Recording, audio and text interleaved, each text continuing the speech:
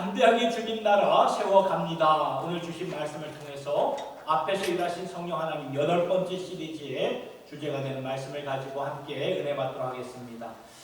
저는 오늘 말씀을 가지고 여러분들과 함께 몇 가지를 생각하며 우리의 마음속에 꼭 깊이 생각하고 싶은 것이 있습니다.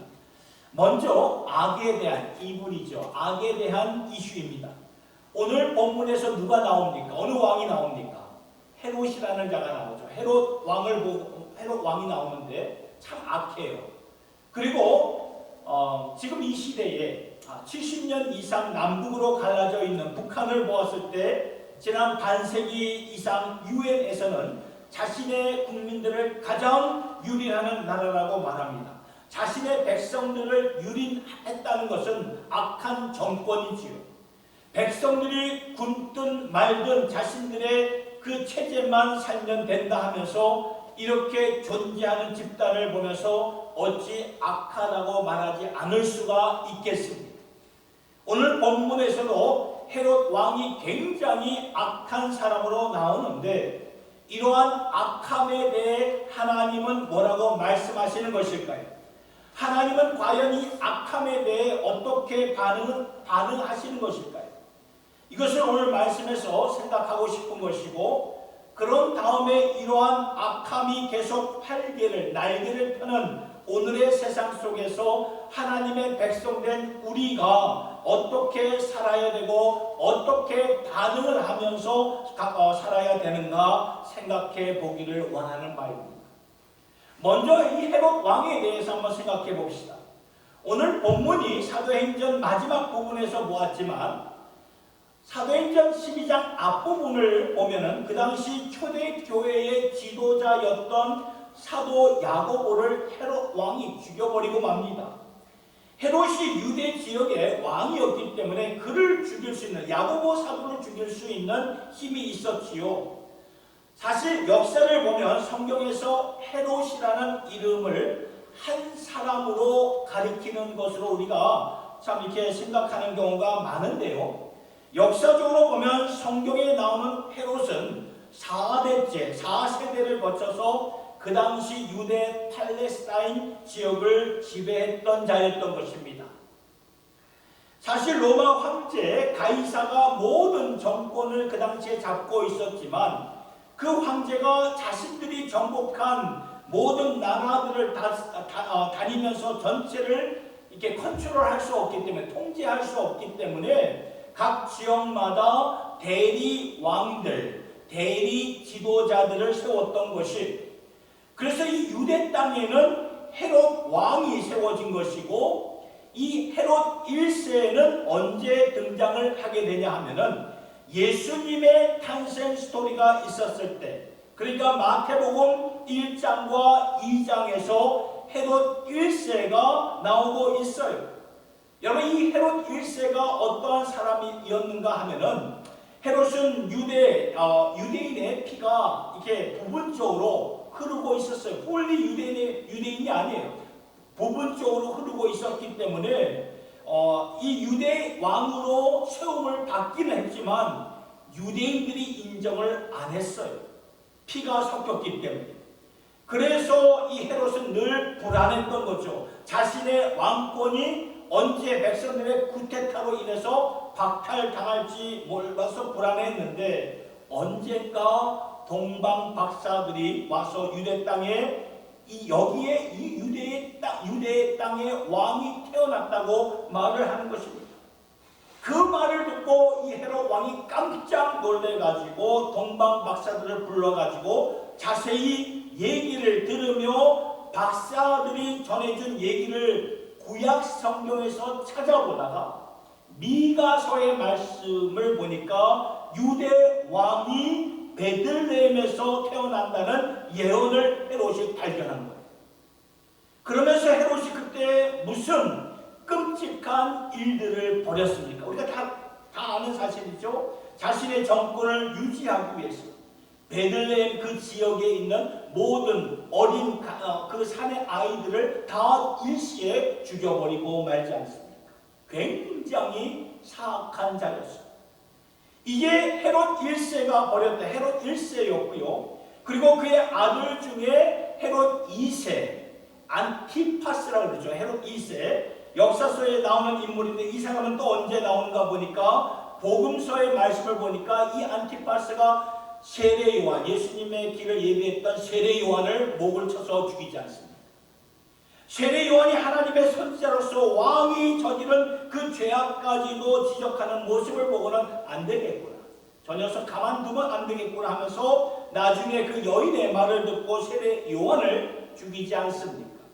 그리고 나중에 예수님이 본디오 빌라도에게 재판을 받으셨지만 이 헤롯 2세 안티파스에게도 재판을 받으셨습니다. 그리고 오늘 본문에서 나오는 헤롯 3세가 나오죠. 헤롯 3세 아그리파라고 알려진 사람인데 이 사람도 역시 유대인들에게 호감을 얻기 위해서 어느 날 초대교회의 지도자였던 리더였던 사도 야고보를 죽여버리고 말죠. 그래서 본문 2절과 3절을 보면 우리가 읽지 않았지만 헤롯 3세 아그리빠가 야고보를 죽인 사건을 이 유대인들이 너무나 좋아하는 거예요. 너무나 좋아해요. 왜냐하면 사도 야고보가 예수를 전하고 복음을 전하니까 유대인들이 너무 싫은 거죠. 그런 가운데 아그리빠가 죽이니까 너무 좋아하는 거예요. 그래 이 아그리빠가 들떠가지고 이제는 베드로까지 잡아가지고 죽이려고 했는데 그때가 바로 유대 그 인의 명절이었던 유월절이었어요. 유월절에는 사람을 죽일 수가 없었기 때문에 유월절 동안 감옥에 가둬놓았다가 유월절이 끝나면 이 베드로마저도 내가 죽이리라. 여러분 이렇게 보면은 하나님의 입장에서 보면 굉장히 하나님 나라를 대적했던 그러한 자가 아닙니까? 그리고 네 번째 나오는 아그리빠 2세, 헤롯 4세인 아그리빠 2세는 언제 나오냐 하면 바울이 사도행전에서 나오는데 바울이 마지막 재판을 받고 로마 황제 가이사에게 가기 전에 그 당시 유대 나라 그 팔레스타인 지역을 지도했던 헤롯 4세 아그리빠 2세를 만나게 되는데 이렇게 성경에서는 헤롯이 4세대에 걸쳐서 자신들의 욕망과 체제와 정권을 위해서 지배했던 자들이라는 것을 우리가 볼 수 있어야 되는 거예요. 그러니까 헤롯이라는 게 한 사람이 아니라 4세대에 걸쳐서 이렇게 예수 믿는 자들 굉장히 핍박을 했던 그런 인물이라는 거예요. 저는 본문 사도행전 12장에서 헤롯의 이런 그 4세대에 걸친 그런 악한 행실을 보면서 오늘날의 북한을 생각하지 않을 수가 없었어요. 많은 부분에서 이렇게 공감이 되고 연결이 되는 그런 부분이 아닙니까? 북한 체제를 우리가 생각해 보면 겉으로는 백성들을 위한 평등을 위해 존재하는 나라라고 말하고 있지만 실제로는 어떻습니까? 김씨의 독재 가문, 그 체제를 유지하기 위해 존재하는 그런 시스템 아닙니까? 독재자로서 백성들에게 전혀 호의를 백성들에게 호의를 받지 못하고 국민들이 굶어 죽든 말든 I don't care 나만 살면 된다 그런 식으로 공산체제를 운영하는 나라죠. 그리고 여러분 다 기억하셨을 거예요. 몇 년 전에 그 개성공단에 있는 그 남북공동 그 연락처소의 그 빌딩을 처참하게 무자비하게 그냥 무너뜨리는 거 보지 않았습니까? 자, 그 무너지는 모습을 보면서 저는 할 말을 잃어버렸어요. 그리고 이 오물 풍선도 모자라서 거기에다가 이제는 기폭장치를 이렇게 설치해가지고 이게 내려지면서 불이 나도록 해가지고 화재를 발하도록 하는 이런 북한의 그런 모습들을 보면서 그리고 며칠 전에는 이 우라늄, 이 핵에 들어가는 그 우라늄의 농축 시설을 공개하면서 이 보기만 해도 힘이 난다라는 그런 그 말에 참 그런 북한을 품고 기도하는 저와 여러분들, 하나의 코리아를 자유복음 통일 이 하나의 코리아를 위해서 기도하는 우리들은 너무나 허무하고 허탈한 그런 마음이 아니었습니다. 이런 악한 행위 앞에서 2000년 전에 사도행전 12장이 쓰여졌을 때는 헤롯의 이 악한 행위 앞에서 그리고 오늘날 이 북한의 악한 정권 앞에서 하나님은 도대체 무엇을 하시는 것입니까? 하나님은 왜 침묵을 하고 계시는 것입니까? 하나님은 왜 우리의 기도를 들어주시지 않는 것인가? 이러한 솔직한 마음이 이렇게 생기지 않으십니까? 성경에서 하나님을 가르쳐서 하나님 언제까지 가만히 계실 것입니까? 이러한 언어로 시편 기자들이 기도하고 선지자들도 기도했기 때문에 제 마음도 똑같았어요. 그런 선지자들과 시편 기자들처럼 하나님 언제까지입니까? 언제까지 이런 일들을 지켜보아야 됩니까? 언제까지 정말 이렇게 저 북한을 인내하면서 기다리면서 기도해야 됩니까? 솔직한 심정이었습니다.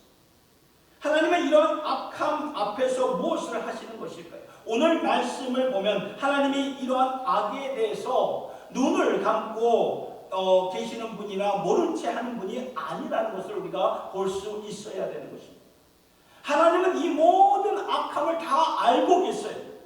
그래서 하나님은 헤롯 가문의 4세대가 지나면서 이 가문이 저질렀던 죄악들을 낱낱이 기록하셨어요. 다 아시는 하나님이시라는 거예요. 모른 채 하는 분이 아니에요. 적나라하게 알려주시는 하나님. 그리고 오늘 본문을 보면 하나님께서 헤롯을 심판하죠.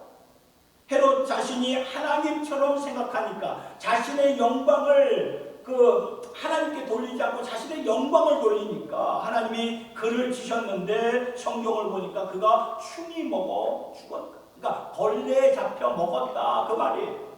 이게 무슨 말이냐 하면은 의학적으로 보면 그의 그 몸 안에 내장에서 벌레가 생겨가지고 그 안에서 그 헤롯의 내장들을 먹어치운 거예요. 벌레들이. 너무나 끔찍하고 너무나 고통스러운 죽음이라는 거예요. 그렇게 죽게 만드셨다는 거죠. 그러니까 하나님이 심판하시고 하나님이 심판. 히브리서 9장 27절의 말씀을 보니까 이렇게 나와 있죠. 한 번 죽는 것은 사람에게 정해진 것이요. 그 후에는 뭐가 있다고요? 심판이 있다. 참 이게 의미심장한 말씀 아닙니까? 여러분 하나님은요 심판하시는 분이세요. 오늘 본문에 나오는 헤롯 아그리파 2세처럼 이 세상에서 심판하지 않으면 언젠가 죽음 후에 하나님의 그 절대적인 심판 앞에 서게 하신다는 것입니다. 하나님은 이 악함에 대해 절대로 모른 채 하시는 분이 아니고 심판하시는 분이에요. 다만 때때로 악을 어느 정도까지는 허락을 하신다. 어느 시간표 안에서까지는 허락을 하시는 하나님의 그 속성을 우리가 알아야 된다. 우리가 다 이해할 수 없어요. 그래도 하나님은 성경을 통해서 역사를 통해서 보여주는 것을 보니까 그러니까 악을 통해 당신의 선한 사역을 일으키기 위해서. 그래서 우리의 몸도 어떻습니까? 보면 아플 때 성장하잖아요. growing pain이라는 말이 있듯이 아파야 제대로 커지고 아파야 우리의 몸에 제대로 면역력이 생긴다는 것입니다. 아픔이 없다는 것이 다 좋은 것이 아니에요. 그러니까 하나님께서 도리어 이 아픔이라는 게 악함을 말하는 아픔을 허락하셔서 하시는 일들을 보니까 사도행전 7장에 보았지만 예루살렘 교회에 뭐를 임하게 하십니까? 박해, 핍박의 바람을 불게 하셨던 겁니다. 악함이 일어나는 거예요. 핍박이 어떤 겁니까? 평안한 것입니까? 아니잖아요. 악한 자들이 와서 막 때리고 잡아들이고 죽이고 그런 거 아닙니까? 악함이 일어난 거예요. 이때부터 사도행전 역사가 본격적으로 시작이 되는데 참 놀랍죠. 하나님은 분명히 예루살렘과 온 유대와 사마리아와 땅끝까지 이르러 내 증인이 되리라고 말씀하셨는데 이 초대교회가 그 일을 하지 못하고 있어서 여기가 좋사옵나이다 하면서 안주하고 있었죠. 그러다가 핍박의 바람, 박해의 바람이 부니까 백성들이 어려운 가운데 두루 뿔뿔이 흩어지면서 온 세상에 복음을 전하기 시작했던 거예요. 그러니까 사도행전의 본격적인 역사가 뭘로 인해서 시작됩니까? 아픔으로, 핍박으로 시작이 되었던 거예요. 그러니까 적어도 우리가 역사를 성경의 눈으로 보면은 하나님께서 악함을 왜 가만 놔두시는가? 외면하시는가? 모른 채 하시는 것인가?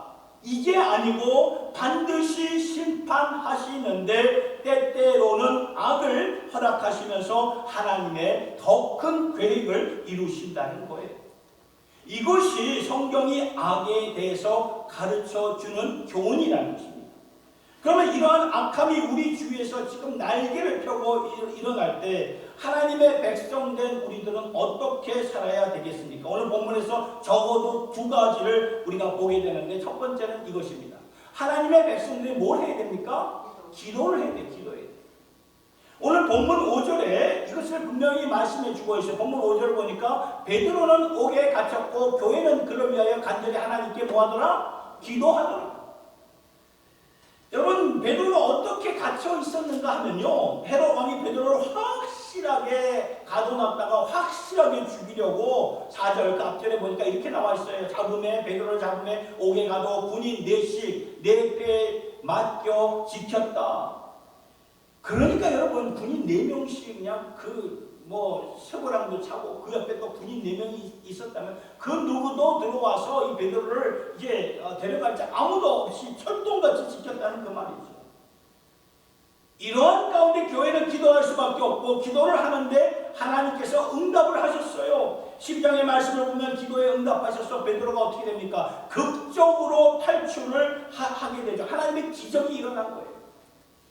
이게 기도 응답입니다.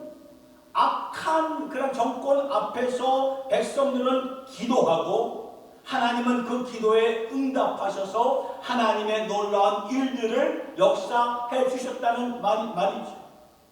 그런데 여기서 우리가 짚고 넘어가야 할 질문이 있습니다. 그게 뭘까요? 그것은 베드로는 살려주시고 야고보 사도는 죽게 하셨어요. 왜 하나님이 이렇게 하셨을까? 그런 의문이 안 드세요? 저는 말씀을 드리면서 그런 의문이 들어요. 똑같은 사도예요. 그런데 베드로는 살려주시고 왜 야고보는 죽이셨을까? 왜 한 사람은 기도 응답하셨고 왜 한 사람은 저버렸을까? 우리가 이렇게 생각할 수 있는데 이것은 성경적인 관점이 아니라, 베드로가 잡혔을 때 성도들이 뭐 했다고 나옵니까? 간절히 기도했다고 말씀을 증거하죠. 그러면 야고보 사도가 잡혔을 때 성도들이 간절히 기도 안 했을까요? 아니에요. 기도했습니다. 이것이 성경에 기록이 안 되었을지라도 분명한 것은 성도들은 똑같이 야고보가 잡혔을 때, 베드로가 잡혔을 때 기도를 했다는 거예요. 기도 응답으로 야고보는 순교를 한 것이고 베드로는 기적적으로 살아난 것이라는 거예요.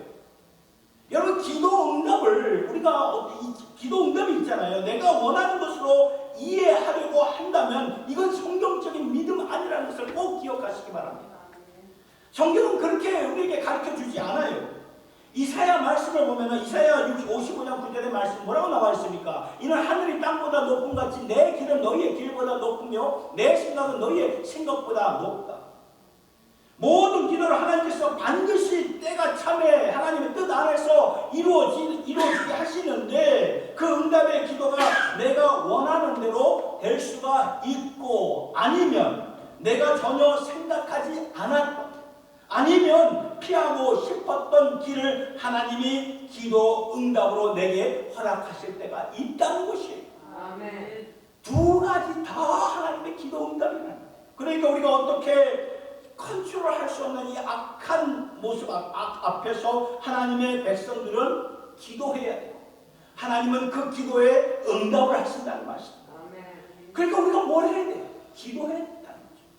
그리고 또 한 가지는 무엇입니까? 계속해서 선한 일을 행해야 된다고 오늘 말씀은 우리에게 교훈하고 있습니다. 헤롯이 여기저기서 날뛰고 있고 자신이 뭐 주인인 것처럼, 주권자인 것처럼 사람들을 막 죽이고 핍박하고 있지만 오늘 본문이 어떻게 끝나는가 보니까 25절의 말씀을 보니까 뭐라고 나와 있습니까? 바나바와 사울이 부조하는 일을 마치고 마가라하는 요한을 데리고 예루살렘에서 돌아오니라. 이 짧은 한 구절에 굉장한 의미가 담겨져 있습니다. 지금 어떤 상황입니까? 지금 헤롯 왕이 그냥 이 악함이 요동치고 있고 주의 백성들은 막 어찌할 바를 몰라가지고 간구하고 있고, 그래서 야고보 사도는 죽고 한 명은 그 베드로는 살아났을 때 조용히 주님의 교회는 굳건하게 할 일을 했다는 그 말씀입니다. 여기서 제가 밑줄 친 부조하는 일, 이 부조금을 주고 왔다는 것은요, 그 전장 사도행전 11장 27절부터 말씀을 보면 이렇게 나와 있어요. 그때 선지자들이 예루살렘에서 안디옥에 이르니 그 중에 아가보라 하는 한 사람이 일어나 성령으로 말하되 천하에 큰 흉년이 되리라 하더니 글라우디오 때에 그렇게 되니라. 제자들이 각각 그 힘대로 유대에 사는 성도들에게 부조를 보내기로 작정하고 이를 실행하여 바나바와 사울의 손으로 장로들에게 보내니라. 이 말씀과 오늘 이 본문의 25절의 말씀과 연결 커넥션이 되는 거예요. In between, 이 가운데 헤롯 왕이 막 지금 난리를 치고 있는 것이고, 그래서 예루살렘에 있는 성도들은 막 난리가 나고, 야고보 사도는 죽고 베드로는 곧 죽을 목숨인 그런 가운데, 근데 교회들이 이런 상황 속에서 무엇을 했다고 말씀합니까? 말씀을 보니까 교회가 할 일을 묵묵히 감당했다는 것입니다. 모아도 어떤 부조금을 특별히 예루살렘 지역에 가뭄이 임했기 때문에 그쪽으로 전달하는 일들이 보여졌던 거예요. 이렇게 살라는 거예요. 이렇게 살아요. 교회가 이런 일을 하라는 것입니다. 우리가 컨트롤할 수 없는 일에 빠져 있을 때 왜 이렇게 악함이 막 날개를 치고 막 이렇게 요동치고 있는 것인가? 저 북한은 이렇게 우리가 기도하는데도 무너지지 않아 보이고, 우리가 이렇게 생각하다 보면 우리가 할 일을 제대로 하지 못한다. 그러지 말고 말씀은 증거하죠. 우리가 할 일을 감당하여, 교회로서 할 일을 감당하여, 교회로서 할 일이 무엇입니까? 예배드리고 교제하고 봉사하고 섬기고 구제하고 선교하고 여전히 하라, 꾸준히 하라. 하나님의 백성들이 그렇게 리액션, 그렇게 반응을 하라고 말씀은 증거하는데, 아멘이십니까? 아멘. 사도행전 말씀이 그거예요. 그 당시에 앞에서 일어나고 있는 주의 백성들의 스토리, 그리고 오늘날 우리가 보고 있는 일어나고 있는 이 러시아와 우크라이나의 이 전쟁, 이게 종전이 될 것 같지 않는 그런 전쟁, 이스라엘과 팔레스타인과의 이런 비롯한 아랍 국가들의 크고 작은 전쟁, 이 북한은 우라늄 공장을 공개하고 계속 미사일 도발하는 이러한 현실 앞에서 우리가 이렇게 놓여진 이러한 세상의 이슈들 앞에서 우리가 주저앉지 말고 주의 백성들이 감당해야 할 일들을 하라는 그 말씀이에요. 기도하고 선한 일을 하라. 이것이 사도행전 10장의 말씀이라면 여기서 주시고자 하는 세 가지 권면의 말씀이 있습니다. 첫 번째는 이것입니다. 모든 것 하나님의 주권 아래 있으니 견고하십시오. 믿으십니까? 아멘. 헤롯 왕의 폭력도 북한의 도발도 다 하나님의 주권 아래 있다는 것을 보셔야 돼요. 온 세상을 덮었던 이 코로나도 하나님의 주권 아래 있었어요. 여러분, 성경을 보면 예수님이 공중에 나는 참새 한 마리도 하나님께서 허락지 아니하시면 땅에 떨어지는 법이 없다고 말씀하셨잖아요. 너무나 흔하게 날아다니는 참새들이 창조주 하나님의 허락 없이는 땅에 떨어지는 법이 없는데, 하물며 하나님께서 자신의 독생자의 핏값으로 사신 주의 백성들을 세상과 함께 운명 따라서 이리저리 가도록 놔두시겠습니까? 이게 말이 됩니까? 믿음이 적은 자예요. 예수님이 그렇게 말씀하세요. 이런 것들도 하나님께서 지키시는데 하물며 너희를 지켜주시지 아니하겠느냐. 우리가 다 주님의 주권 아래에 있다는 그 말이에요. 우리가 이 말씀의 의미를 깨닫게 되면 우리가 지금 서 있는 오늘의 이 땅을 밟고 있는 이 그라운드가 다르구나라는 것을 금세 깨닫게 되는 거예요. 이것을 깨닫게 되면요, 세상 흔들리고 세상 흔들면 같이 흔들리고 세상 망하면 같이 망하는 그런 모습이 아니라 하나님의 말씀이 뭐라고 말씀하셨습니까? 터전이라고 말해요. 터전. 말씀의 터전 위에 서 있다는 것입니다. 본문 24절에도 짧게 나오고 있지만 하나님의 말씀은 이 헤롯이 막 핍박을 하고 막 박해할 때 하나님의 말씀은 흥왕하여 도하라. 헤롯 왕은 난리치고 있는데 흥왕하는 것은 무엇이었습니까? 하나님의 말씀이었다는 것입니다. 꾸준히 자라가는 것이 하나님의 말씀이었습니다. 그러니까 우리가 믿음의 눈으로 이것을 볼 수 있어야 됩니다. 하나님의 백성들은 헤롯이나 세상을 보는 것이 아니라, 여러분 생각해보세요. 만약 우리가 세상을 보고 헤롯을 보고 세상을 본다면 우리가 어떻게 견뎌낼 수 있겠습니까? 그런 헤롯의 세상이 그렇게 난리 법석을 피우지만 우주지만 결국 서는 것은 무엇입니까? 하나님의 말씀의 말씀. 그러면 절대로 우리가 어떤 상황에서도 견고합니다. 흔들리지 않아 요동치 않습니다. 우주 만물을 붙잡고, 여러분 왜 그럴까요? 하나님의 주권이 말씀이기 때문에. 말씀. 히브리서 1장 3절의 말씀을 보니까 하나님께서 그의 능력으로 말씀으로 만물을 붙드신다. 이 만물은 우주 만물을 가리키는 거예요. 말씀으로 우주 만물을 창조하셨어요. 우주 만물을 붙잡고 계시다는 이 말씀입니다. 그런데 오늘날 이 세상 과학자들은 뭐라고 말합니까? 우주 만물 무엇이 붙잡고 있는가? 카본이 될 수가 있고, 산소가 될 수가 있고, 수소가 될 수 있고, 아니면 그래비티, 아니면 지력이 될 수, 중력이 될 수가 있다. 그런데 하나님은 아니라고 말씀해. 아니다. 여러분 진짜 우주 만물을 붙잡고 있는 것이 지력일까요? 그래비티일까요? 물리학자들 절대로 그렇게 말 못합니다. 언젠가 터질 수밖에 없는 우주 만물이라고 말하는데, 언젠가 터질 수밖에 없는 이 우주 만물은 무엇으로 잡고 있습니까? 히브리서 1장 이 말씀 1장 3절에 말씀으로 붙잡고 계시다. 말씀으로 지으셨기 때문에 당신의 말씀으로 붙잡고 계신다는 그 말씀이에요. 아멘. 그렇기 때문에 주의 백성들이 견고할 수 있는 이유가 무엇일까요? 그 말씀 위에 견고하게 설 수 있기 때문이라는 것입니다. 아멘입니까? 아멘. 말씀 위에 서서 견고한 신앙의 터가 될 수 있기를 예수님의 이름으로 축원합니다. 아멘. 두 번째는 이것입니다. 모든 것에 대한 답을 알 수는 없지만 신뢰하시기 바랍니다. 트러스트하세요. 본문을 보면서 왜 베드로는 살았고 야고보는 죽었을까? 여기에 대해 누가 정확하게 답할 수가 있겠습니까? 아무도 대답 못합니다. 이 말은요, 왜 어떤 아이는 건강하게 태어나고 왜 어떤 아이는 장애를 갖고 태어나는 것인가? 누가 알겠습니까? 아무도 모른다는 거예요. 왜 똑같은 병에 걸렸는데 어떤 사람은 기도하니까 기적적으로 낫게 하시고 어떤 사람은 기도했는데 하나님께서 그냥 데리고 가시는 것인가? 어떻게 알 수 있겠습니까? 알 수가 없다는 거죠. 그런데 답을 모른다고 해서 답이 없는 게 아니라는 거예요. 우리가 답을 모르는 것뿐이지 답은 있다는 거예요. 아멘. 하나님께서는 하나님께는 분명히 있어요. 그렇다면 내가 답을 모르는 것은 당연한 거예요. 당연한 거예요.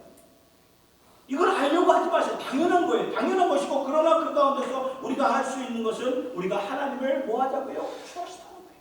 신뢰하는 거예요. 의지하는 거예요. 붙잡는 거예요. 여러분 믿음이 뭐예요? 신뢰입니다. trust예요. faith and equal trust입니다. 아멘. 다윗이 시편에서 계속 이 말을 합니다. I put my trust in you. I put my trust in you. 나의 신뢰를 주님께 둡니다. 도저히 이해가 안 되고 도저히 모르겠고 언제까지 이렇게 살아야 될지 모르겠는데 I put my trust in you. 이것이 시편 기자들의 다 결론이에요. 주님께 신뢰를 둬야 돼요. 믿음은 다른 게 아니에요. 신뢰하는 것이에요. 우리가 왜 신뢰할 수 있는지 아십니까? 왜 신뢰한다고 생각하십니까? 그분이, 주님이 우리를 사랑하시기 때문에. 그분이 나를 사랑하세요. 사랑하는 사람 우리가 신뢰하잖아요. 신뢰 안 하면 우리가 어떻게 그 사람을 trust할 수 있겠어요? 근데 하나님이 우리를 어떻게 사랑하셨습니까? 죽기까지 사랑하셨어요. 예수 그리스도가 하나님이신데 그분이 우리를 위해서 죽으셨어요. 어찌 이런 일이 있을 수 있겠습니까? 우리를 죽기까지 사랑하신 그분의 사랑 우리가 늘 마음에 품고 살아야 됩니다. 그러니까 그분이 하시는 일, 주님이 하시는 일 다 이해할 수 없어요.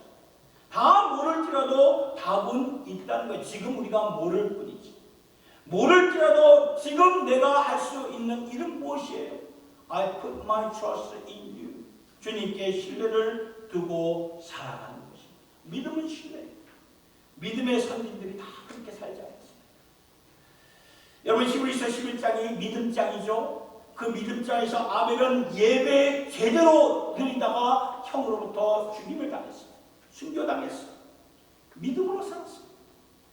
노아는 어떻습니까? 하나님의 말씀을 듣고 120년 동안 방주를 지었습니다. 120년 동안, 말이 120년이죠. 여러분, 얼마나 장구한, 얼마나 긴 세월입니까? 일평생 비 한 방울 안 내리는 그런 건조한 땅에서 방주를 짓고 살았어요. 왜 그랬을까요? 하나님을 신뢰했기 때문에, 하나님을 믿었기 때문에.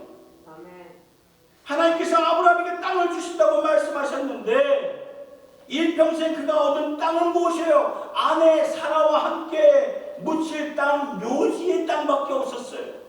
그런데 성경은 뭐라고 말합니까? 세상의 기업이 아니라 사람이 짓지 아니한 하나님 나라 그 기업임을 깨닫고 믿음으로 살았다는 것입니다. 믿음으로 신뢰하고 믿음으로 재해석을 하고 인생을 새롭게 보는 거예요. 세상 사람들은 어떻게 삽니까? 인생에 따라 해석을 하지만 믿음의 선진들은, 믿음의 사람들은 믿음을 가지고 인생을 새롭게 해석한다는 것입니다. 이러한 사람들 세상이 감당하지 못합니다. 그러니까 믿음은 신뢰하는 거예요. 답을 몰라요. 모를지라도, 지금 모를지라도 우리는 주님만을 묵묵히 신뢰하며 의지하며 살아가는 것입니다. 세 번째는 하나님 나라는 전진하고 있으니 기도합시다. 오늘 헤롯 왕을 보세요. 보니까 발광에도 이런 발광이 없죠. 발광에서 하나님 나라를 막으려고, 교회의 부흥을 막으려고 이리 뛰고 저리 뛰고 하는데 결국에는 그는 죽고 하나님의 나라는 왕성하고 전진하고 복음은 흥왕해지는, 말씀은 흥왕해지는 것을 우리가 말씀을 통해서 보게 되지 않습니까? 여러분, 이 헤롯 왕을 보면 마치 전투왕 같다는 생각이 들어요. 마치 전투왕. 오늘날 이 북한도 자신의 힘을 자랑하면서 그 힘을 무시하는 자들, 방해하는 자들 다 짓밟아버리고 때려 부수지 않습니까? 그런데 어느 한순간에는 꼼짝 못할 더 강력한 힘이 반드시 나타난다는 거예요. 아무리 전투함일지라도 등대가, 라이트하우스가 어디에 서 있습니까? 반석 위에 서 있지 않습니까? 이 등대는 반석 위에 서 있습니다. 그걸 무시하고 가면은 아무리 전투함이라 할지라도 와장창 다 부서져요. 그래서 저는 기도합니다. 저 북한 지도자들에게 주여 긍휼을 베풀어 주셔서 회개하여 주시고 돌아서게. 우리가 수요 기도회 때 나와서 우리가 늘 북한을 위해서 기도하잖아요. 매일 새벽 기도회 때마다 여러분들 북한을 위해서 기도하지 않습니까? 각자의 처소에서 기도하자. 우리 동족을 위해서 기도하고 있지 않습니까? 그들이 돌아서면 참 다행이에요. 그런데 돌아서지 않으면 언젠가는 한순간에 와장창 다 부서지게 되어 있다는 것입니다. 하나님 나라만이 끝까지 간다는 거예요. 여러분, 시편 2편에서 하나님이 이렇게 말씀하십니다. 무슨 말씀을 하셨는가 하면 시편 2편 2절과 6절에서 이 말씀을 하셨는데, 세상 불황들이 스스로 잘났다고 서로 전략과 모략을 세우고 하나님께서 세우시고자 하는 자들을 적대하려고 하는가? 하나님께서 도리어 하늘에서 비웃으신다. 그리고 어느 때 하나님께서 분노하시고 그들을 제거하시고 당신이 세우시고자 하는 왕을 시온산에 세우시고. 그 왕이 누구예요? 시온산에 세우실 왕이 누구입니까? 바로 예수 그리스도라는 거예요. 여러분, 이 다니엘서에서도 보이는 환상도 그래요. 세상 왕국들이 화려한 동상으로 금과 은으로 만들어지고 동으로 만들어지고 철로 만들어지고, 그래서 받는 곳곳마다 다 부수고 갈 수 있도록 위대한 동상, 큰 스태츄를 이렇게 보여주셨는데, 어느 한순간에 갑자기 나타난 돌이 있었는데, 다니엘서 2장 45절 이 말씀이에요. 그 돌은 사람의 손에 띄어진 돌이 아니라 하나님께서 보내주신 돌인데, 그 돌이 그 신상을 꽝 하고 쳐서 내니까 산산조각 나버리고 말지 않습니까? 그리고 그 돌이 자라면서 산과 산맥을 이루어서 온 세상에 가득하다. 이것이 하나님의 나라입니다. 예수 그리스도가 반석이라는 그 말이에요. 하나님께서 세우신 반석이 와서 세상의 모든 화려한 것들을 다 부수시고 올려부수시고 당신의 나라, 킹덤업과 하나님의 나라가 세워진다는 것입니다. 성경의 마지막 책인 요한계시록 11장 15절에 그 여러분 일곱 천사가 음성이 나서 이르되 세상 나라가 우리 주와 그의 그리스도의 나라가 되어 그가 세세토록 왕노릇 하시리로다. 하나님 나라는 전진하고 있다는 거예요. 헤롯이 그렇게 막으려고 했고 로마의 가이사들이 그렇게 막으려고 했지만 여러분, 로마 제국을 벗어나서 이 복음이 성장한 것을 보세요.